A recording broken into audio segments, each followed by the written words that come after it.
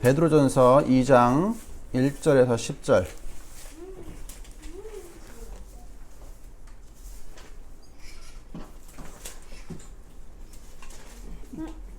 (2장 1절에서 10절까지입니다) 한 절씩 교독하겠습니다. 그러므로 모든 악독과 모든 기만과 외식과 시기와 모든 비방하는 말을 버리고 하나님같이 순전하고 신령한 것을 사모하라.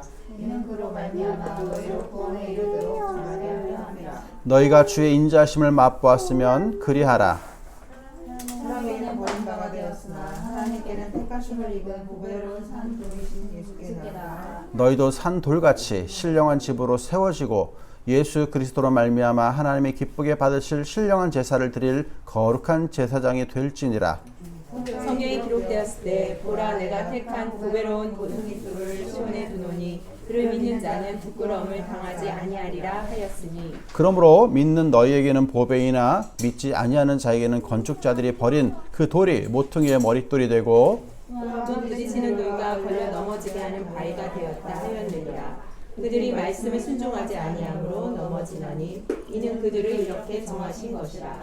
그러나 너희는 택하신 족속이요 왕같은 제사장들이요 거룩한 나라요 그의 소유가 된 백성이니 이는 너희를 어두운 데서 불러내어 그의 기이한 빛에 들어가게 하신 이의 아름다운 덕을 선포하게 하려 하심이라.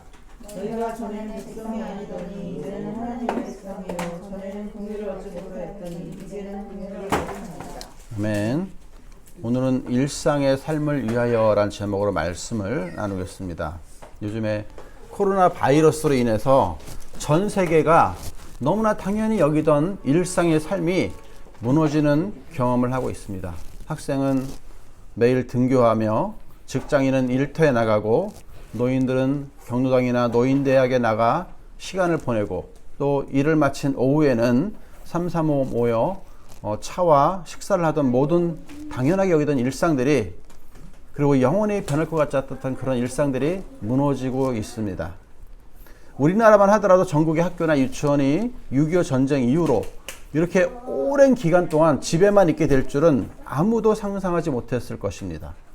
당연히 여기며 별 생각 없이 살아왔던 모든 것들이 이렇게 한순간에 무너지고 변할 수 있음을 우리는 경험하고 있습니다. 그 원인이야 어찌되었든 이번 코로나 사태는 당연히 여기던 일들에 대해 생각하며 되돌아볼 수 있는 기회가 된 것 같습니다. 많은 교회들은 매주 주일마다 모여서 예배드리던 그 습관화된 시간들이 그리고 절대 변하지 않을 것 같은 그런 시간들이 강제로 몇 달 동안 모이지 않는 경험을 하게 되었고 미세먼지의 경고에도 마스크 쓰기를 싫어하던 사람들이 자발적으로 마스크를 사기 위해 애를 쓰는 모습도 보였습니다. 지금은 늘 그랬던 것처럼 마스크 쓰는 것이 일상이 되었고 일터와 학교와 타지로의 이동이 매우 제한적인 환경에 살고 있습니다.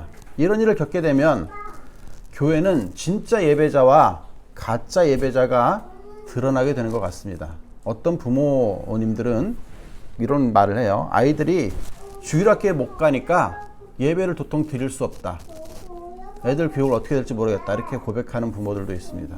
또 어떤 성도들은 이분들 성도라고 부르어야 될지 모르겠지만 몇 달간 교회를 안 나가도 너무 편하게 지내는 거예요. 불편하지도 않고 마음 아파하지도 않습니다. 저는 이런 일련의 사태를 보면서 한 가지 염려스러운 점이 떠올랐어요. 그것은 이런 환경에서 우리 교회 성도들이 어떻게 일상을 살아가야 하는 것이 좋은가? 그에 대한 염려스러움이 떠올랐습니다. 사람을 만나는 일도 밖에 나가서 하고 싶은 일을 자유롭게 하지 못하는 그런 환경에서 우리 성도들은 어떻게 지내야 할까요?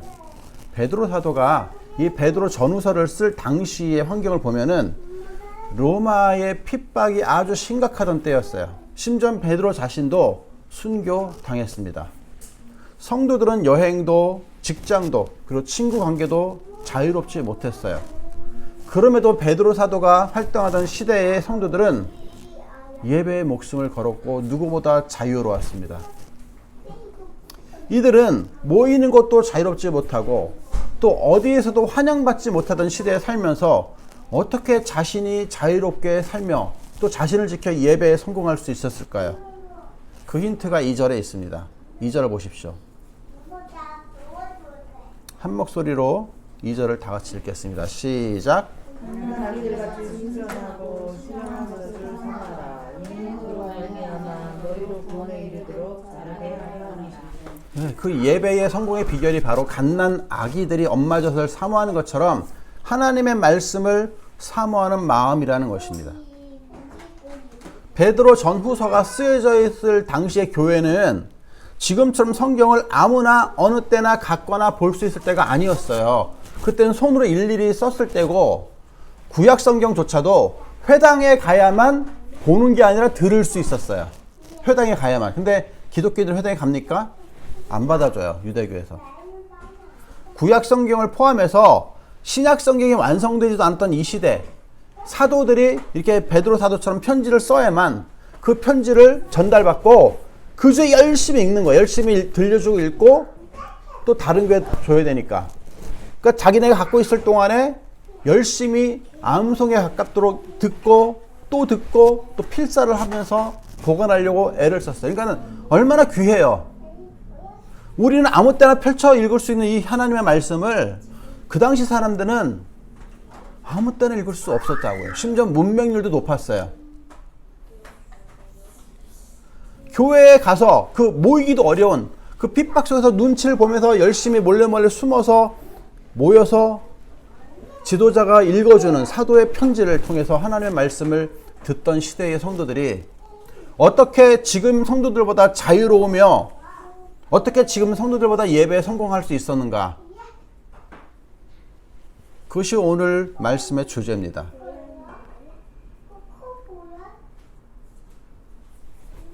예수님을 자신의 구주와 주님으로 고백한 성도들이 그렇게 어렵게 한번 사도의 편지를 받았으면 어떻겠어요?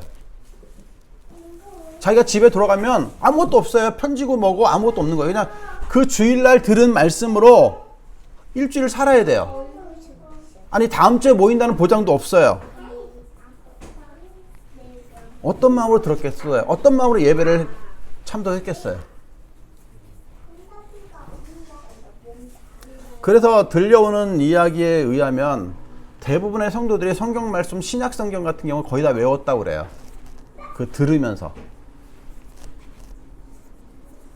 우리는 몇 달에 한 번 성경 암송대회 그 10구절 되는 것도 다 못 외워가지고 애를 먹지 않습니까? 책망하는 게 아니에요. 비교를 해보자는 거예요. 우리가 그 당시 성도들하고 지금 우리가 비교를 해보자는 거예요.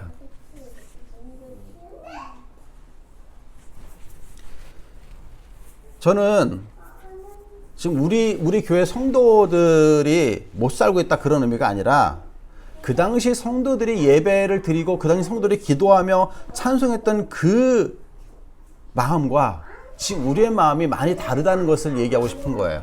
저조차도. 우리가 열심히 기도를 합니다. 열심히 기도하는데 그 기도가 즉각 혹은 어떤 확신을 가지고 응답된다고 하는 경험을 많이 못해요. 우리 지금 성도, 우리 시대를 살고 있는 성도들은. 왜 그럴까?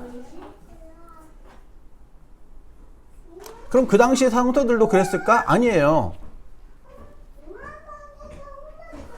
사실은 지금도 의료인의 손길이 못 미치는 지역에 있다든가 혹은 글자를 배울 수 없는 환경에 놓인 그런 지역에 있는 성도들은 선교사를 통해서 기적이 지금도 일어나요. 지금도 죽은 사람이 살아나고요. 심각한 병에 걸린 사람이 선교사의 안수기들을 통해 낫고요. 지금도 글자를 한 번도 배운 적이 없는 사람이 글자를 어느 하루아침에 읽게 되는 경험들이 지금도 일어나요. 제가 얘기했잖아요. 우리나라도 그런 경험이 있다고. 제가 그 청년 시절에 손영원 목사님 그 기념관에 갔는데 거기 할머니 권사님 한 분이 계셨어요. 그 관리하던 분. 그분이 문맹이었어요. 문맹. 글자를 배운 적도 없고 학교도 다닌 적도 없어요. 근데 하나님을 믿고 나서 너무 성경을 읽고 싶은 거예요. 간절히. 그래서 기도했어요. 이분이. 하나님, 당신의 말씀을 읽을 수 있게 허락해 주십시오. 계속 기도하니까 어느 순간 어느 날 이렇게 성경을 딱 펼치는데 글자가 읽혀지더래요. 배운 적이 없는데. 그래서 이분이 그 창세기부터 요한계시록까지 외우다시피 다 외웠어요. 목사님하고 같이 하는데 목사님보다 말씀을 더 잘 알아. 줄줄줄 나와요. 지금도 그런 기적이 우리나라에서 일어나고 있어요. 그런 경험을 한 성도들과 그냥 기도하라니까 해야지 하는 그런 성도들과 하나님을 체험하고 경험하는 그 횟수와 크기가 똑같을 수는 없죠. 하나님이 그들의 기도는 들어주시면서 우리의 기도는 외면하시기 때문일까요? 저는 아니라고 생각합니다. 예전이나 지금이나 그때나 지금이나 하나님은 동일하세요. 달라진 것이 있다면 우리 자신인 겁니다. 우리 자신이 달라진 거예요. 저는 여전히 성경을 읽으라고 이야기하고 있어요. 성경을 읽으십시오. 읽으십시오. 암송까지는 바라지도 않아요. 성경을 읽어야지만 힘을 얻을 수 있고 하나님의 뜻을 알 수 있다고 저는 강조를 하고 있어요. 억지로 읽으라고 그러는 게 아니에요. 오늘 본문의 말씀처럼 아기들이 엄마 젖을 사모하는 마음을 읽어야 되는 거예요. 너무나도 당연하게 여기며 간절함이 없이 참석하는 예배나 혹은 기도나 혹은 말씀을 읽는 것은 아무런 힘이 없어요. 우리에게 주어진 특권임에도 불구하고 그 특권을 사용하지 않는 거예요. 우리 주님은 우리를 위해서 스스로 산 돌이 되셨어요. 여기에 산 돌은 살아있는 돌이라는 뜻이에요. 살아있는 돌. 돌이 어떻게 살아있어? 다 죽어있는 무기물인데. 주님이 살아있는 돌이 됐다 이 말은 교회라는 보이지 않는 무형의 건축물에 모퉁이 돌이 되셨다는 말씀으로 이어져요. 오늘 본문에 보면 어떤 건물이든지 기초가 튼튼해야 오래 갑니다. 그 기초석이 모퉁이 돌이에요.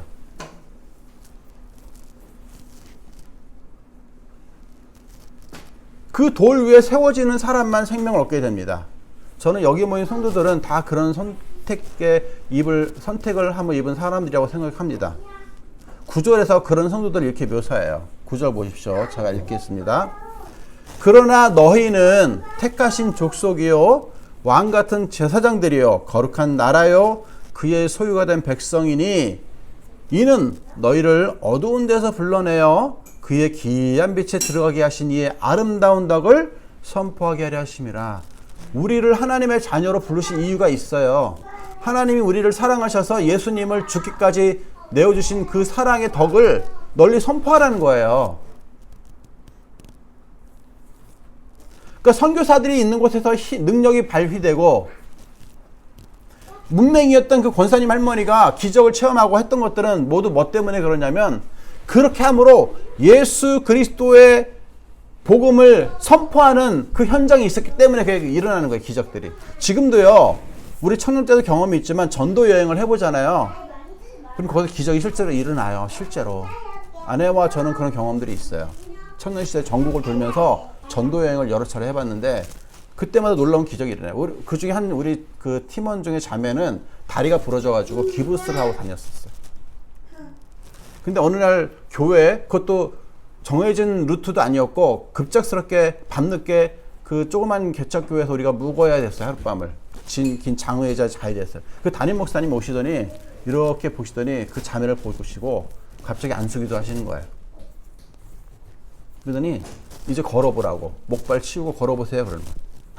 우리가 복음을 전하는 우리가 그 말을 못 믿었어요. 치유됐으니까 걸어보세요. 그 말을 못 믿었어요. 이 자매가 쭈뼛쭈뼛합니다. 그 목사님이 다시 한번 권하는 거예요. 예수 그리스도 이름으로 선포합니다. 다 나았으니까 걸으세요. 믿고 걸어보세요. 목발을 내려고 걸으니까 걸어져요. 아무렇지도 않았어요.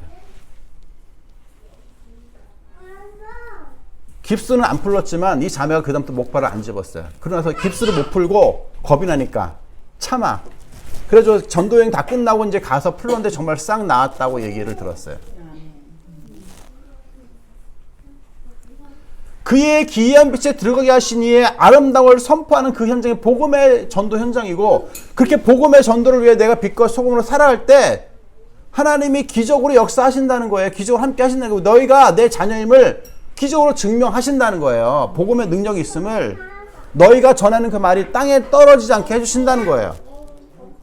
어떻게 그런 일이 일어납니까? 말씀을 안 읽는데. 어떻게 그런 일이 일어납니까? 기도하지 않는데. 어떻게 그런 일이 일어납니까? 예배가 사모함이 안 되는데. 우린 여전히 기도하고 있지요. 왜 기도 안 하겠습니까? 내 필요한 것도 구하고 있고 또 도움을 구하는 사람이 있으면 그럼 기도하죠. 근데 그 기도가 제대로 응답이 안 되는 것 같은 느낌이 왜 드냐 이거죠. 제 말은. 왜 내가 기도하면서도 확신이 안 들고 내가 기도하면서도 왜 뜨거워지지 않냐 이거죠. 내 마음이. 말씀이 그 안에 살아 있어야 돼요. 산도이신 리빙스톤이신 그 예수님이 내 안에서 살아 역사해야만 내 기도가 힘있게 응답되는 거고 내 말씀의 선포함이 열매를 맺는 거예요. 기적이 일어나는 거예요. 아멘.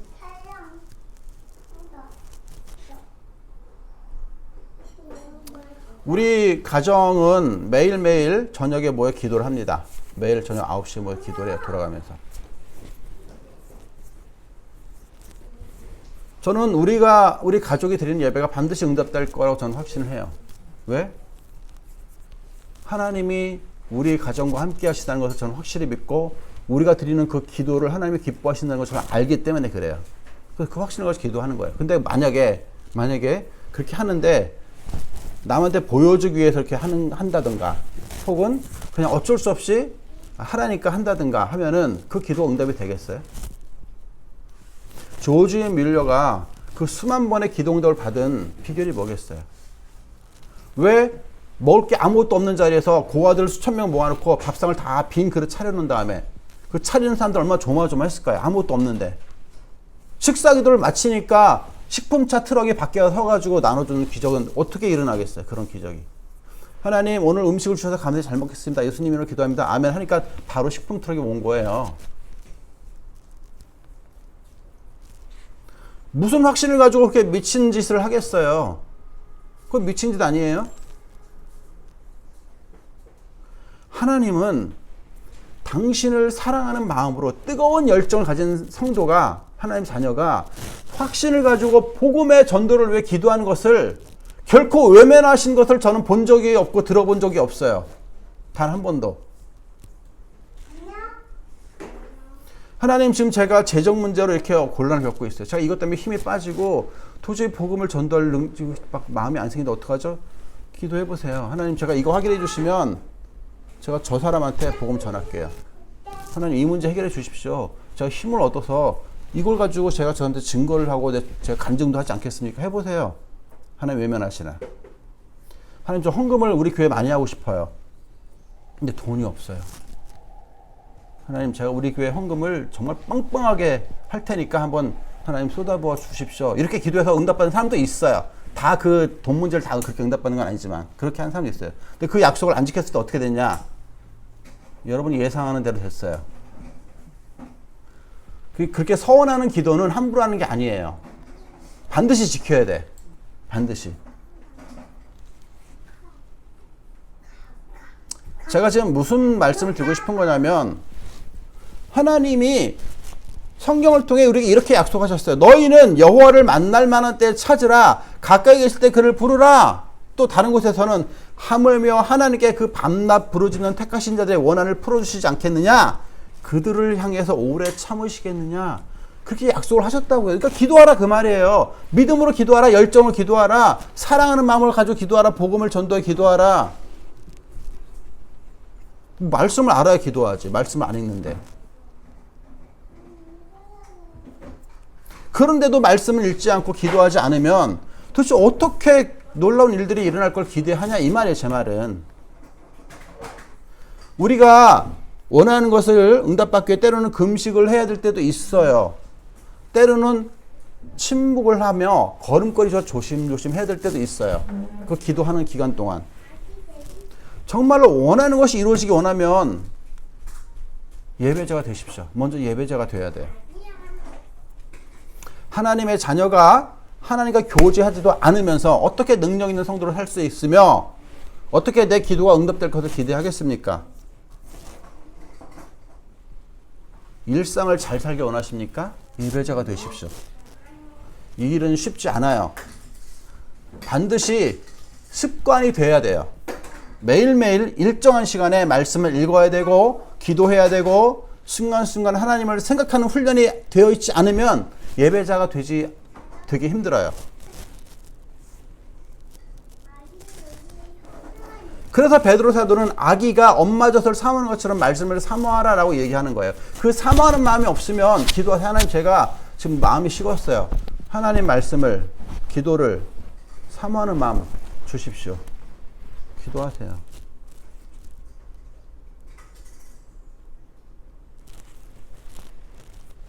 사모함이 없으면, 즉 동기유발되는 마음이 없으면 아무것도 변하지 않습니다. 우리가 하다못해 저를 보세요. 저는 취미생활이 그 에어소프트 건이라고 해서 이렇게 비비탄 쏘는 취미를 갖고 있거든요. 저 이 분야의 전문가 됐어요. 전문가 됐어요. 모르는 게 없어요. 그 분야에서. 뭐가 그렇게 전문가를 만들었죠? 열정. 낚시꾼들 보세요. 얼마나 열정적으로 낚시해요. 볼링 치는 동호회 사람들 보세요. 볼링 치러 가는 동호회 사람들. 이 사람들 볼링에 목숨 걸고 해요. 취미생활인데. 뭐가 그렇게 만들어요? 열정이. 열정이 있으니까 준전문가나 전문가가 되게 만드는 거예요. 운전 좋아하는 사람, 그 운전면허 따고 운전하기 위해서 얼마나 열심히 거기에 마음을 쏟습니까? 바이크, 할리데이비슨 타는 사람들, 그거 하나 타려고 목숨 걸고 살도 빼요. 목숨 걸고 돈을 모아요. 진짜 목숨을 걸고 하더라고, 그 사람 보니까. 무엇이 그렇게 만들어요? 열정이 열정. 사모하는 마음. 하다못해 취미생활도 열정을 가져야만 그 분야에서 잘할 수 있는데, 하나님의 말씀을 읽지 않고 하나님께 기도하지 않은 그 열정의 마음이 없이 어떻게 예배자가 될 수 있을까? 저는 지금 이 말씀을 구원 얻은 성도들에게 얘기하는 거예요. 구원받지 못한 사람들은 여기 해당이 안 돼요. 구원받은 성도들한테 해당하는 거예요. 열정 없이는 말씀을 읽어도 그냥 소설책 읽는 거고 차이가 없고요. 아무리 읽어보세요. 그 말씀이 들어오나.